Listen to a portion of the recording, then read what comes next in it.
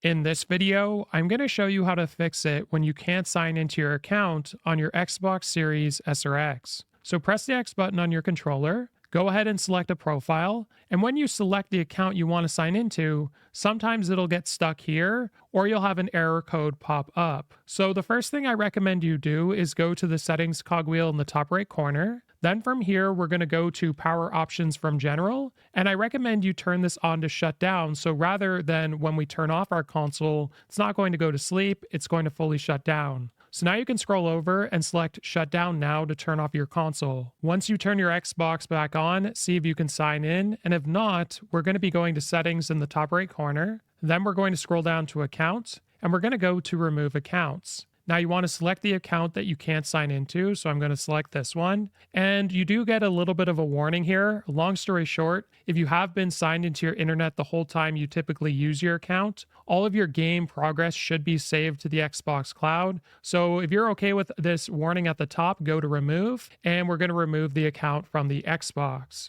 So once this is finished, go back to the home menu and press the X button. Then we're going to scroll over to our accounts. And from here, we're going to go to add or switch. We're going to go to add to new, and then go ahead and input your sign in information. And once you've done that, you should be signed into your Xbox account. If this video was helpful, like and subscribe, and we'll see you in the next one.